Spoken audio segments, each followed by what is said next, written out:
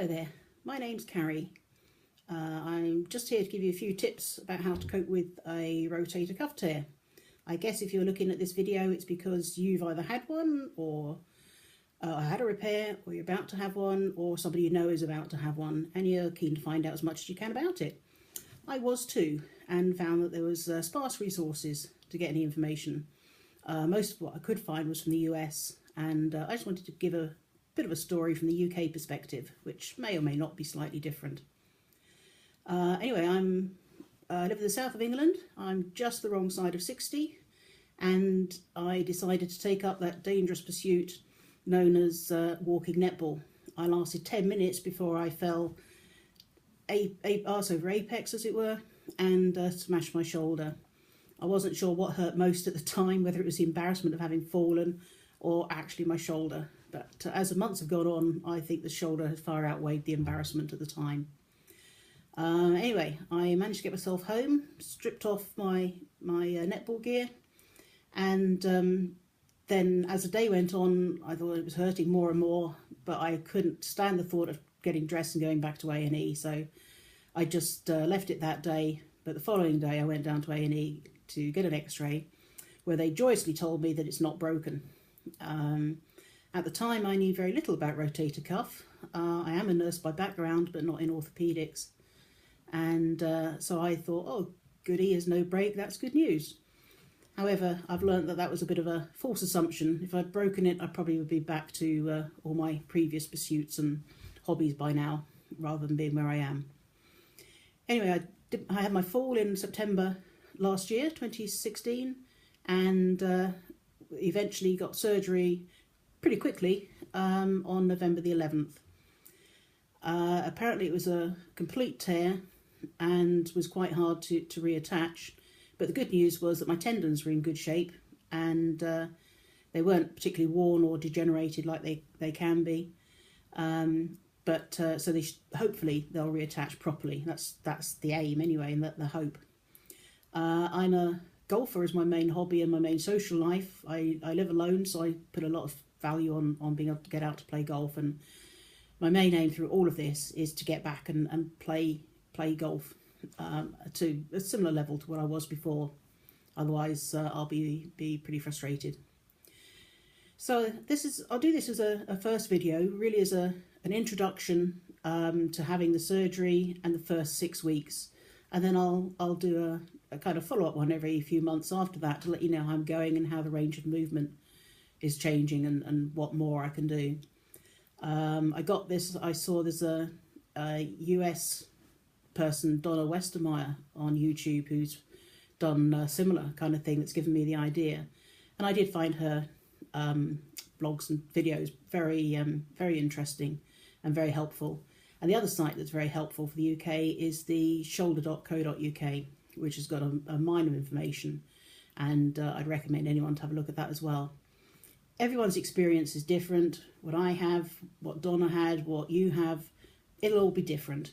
But yeah, hopefully by combining everybody's experiences, we can give some idea to people who are about to undergo surgery for rotator cuff tear what they're going to face. Because, you know, to be totally honest, I hadn't got a clue.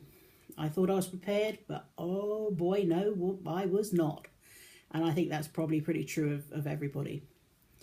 So I had the surgery on November the 11th. I'd been told beforehand by the surgeon that it was painful surgery, and I'd be in a sling for 3 weeks with not being able to do anything with it, and I wouldn't be able to drive for 6 weeks.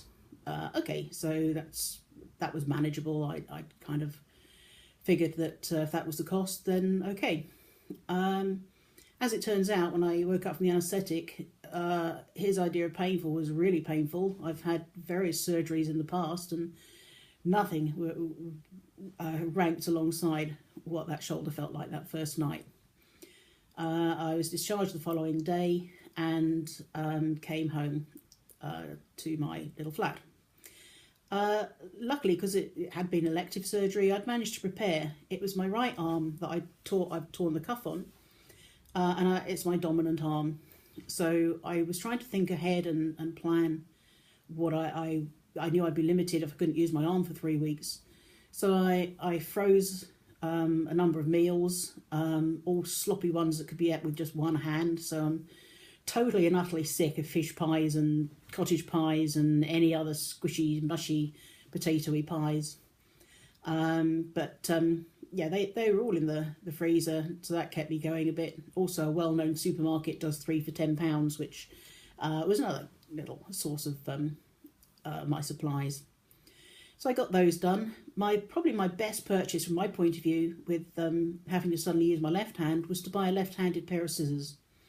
I've got a little cat and I wouldn't have been able to open her sachets of food because you really can't do anything with the operated arm at all. So I bought my left-handed scissors, so at least she was fed, which kept both of us happy. It was a double win-win both ways, really. Keep her happy and off my back. So I had that. I planned other things around. I put a spare sheet on my spare bed. I normally have a duvet like most people. I put a sheet underneath it, so if people stayed, I only had to change a sheet. I didn't have to try and struggle to change a duvet cover. I'd got all my ironing and everything up to date as much as I could. I think that's pretty much all you could do. I moved things from the top of the kitchen cupboards that I knew I would want down onto lower shelves or onto the side in the kitchen because, normally I'm vertically challenged, as they say, and if I try and reach up, normally even at good times, I kind of flick something out with a big long spoon and catch it with my other hand. Well, that obviously wasn't going to happen. I'd probably end up knocking myself out and having another injury. So I moved as much as I could down onto a shelf where I could reach it and hopefully not do myself more damage. The first post-operative morning, the physio came in and announced that I'd be in the sling for 6 weeks and that I couldn't move my arm out of it at all. So I couldn't even put my clothes on. I had to keep my arm under my jumper. So my right hand and my left boob got very friendly over the time, I must say, and you do kind of wonder if it's arrestable to have your hand there so long. But anyway, that's the way it was. Luckily, I had a baggy jumper on with me, so I could actually get dressed to go home. Otherwise, it could have been a bit tricky trying to squeeze under a normal jumper because the slings are really bulky things. I managed to persuade her to give me a spare sling, which again I'd recommend to anybody because if you have to keep it in the sling, I said to her, what about showering? No, it has to stay in the sling, you just have to wash down. You can't do that for all that length of time. So I had 2 slings, and I must admit I did use one. I'd had one in the sling and then let it dry and use the other one, and at the end of the 6 weeks the Velcro which showed a bit of sign of wear and tear, but it helped me at least get under the shower, even though I could only wash one-sided. But it was certainly better than trying to strip wash or anything. The one thing that's a problem and still is actually managing to wipe yourself on the loo. Sorry to be so basic, but it's quite a problem. It's something that I've been doing right-handed for 60 odd years, and all of a sudden now you're left-handed, you just feel so cack-handed, you can't cope with it at all. But I'm getting better. So I came home after the op. It was still very painful for a number of days. Friends were terrific, and they did the shopping. They came round and stopped me getting bored and brought bits and pieces round for me. It was a tough few weeks. Sleeping was an absolute nightmare. I've seen on quite a few of the videos people saying they sleep in recliners, and although I do have a recliner, and 1 or 2 nights I gave up in the early hours and went to sleep in it, I didn't like the idea of that. Whether it's from being a nurse, I kind of think sleeping in a recliner means you're a few steps off shifting on to other places. I don't know, but to me, night times is bedtime and you have to go to bed.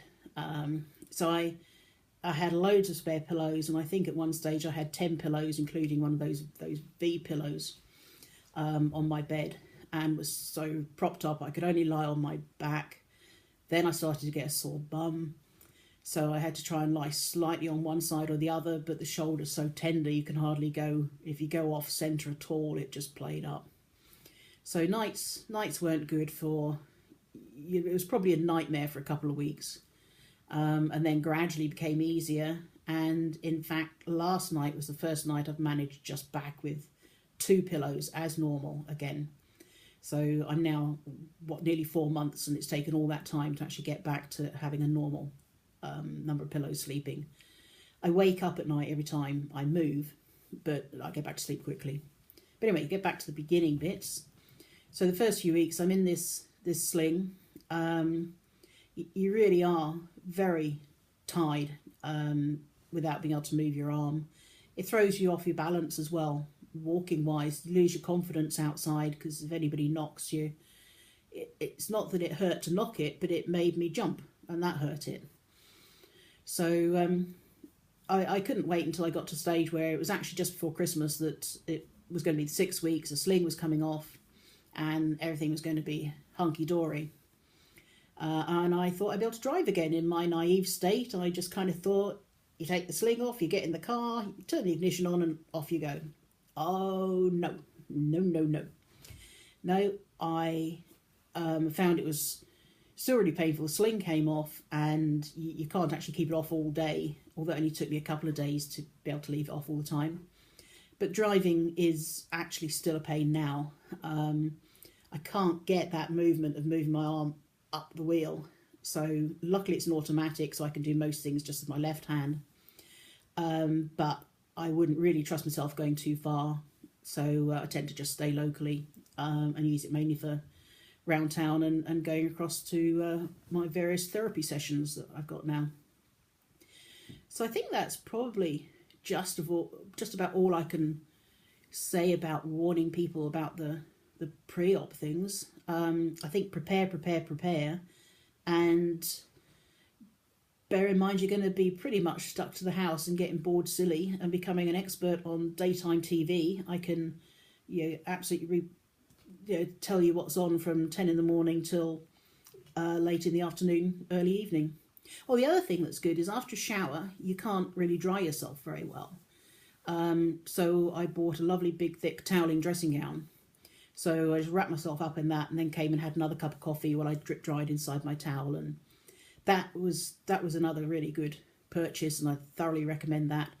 If nothing else, it gives you an excuse to have a lazy morning and have another cup of coffee before you go and try and get dressed. Bras were difficult. I couldn't get to do a bra up, either pull it at the front or the back. So I did actually buy a very large one, but it made me feel I got something on. Front doing up bra, front fastening bra. And that kind of made me feel a bit more like I was dressed when I was going out, because to be honest, as you can quite easily see, I'm not a tiny gal. And going out in general public without a bra on, just it didn't feel right. I didn't like it at all. So this front fastening one helped me out a little bit once I started going out, especially as it was coming up to Christmas with Christmas parties and the like. So I think that's it really. The first 6 weeks is you just got to get through it. And then after that is when the fun starts and the therapy starts. So I'll cut this off now, and then I'll come in again and do another sort of little summary, which take you up to the 4 months where I am now, and then I'll keep it updated after that. But do have a look at those websites, shoulder.co.uk and Donna Westermeyer's video clips on YouTube. I think you find them very useful. Okay, so I will see you shortly. Hope this has been useful. Excuse the ramblings, but that's just me.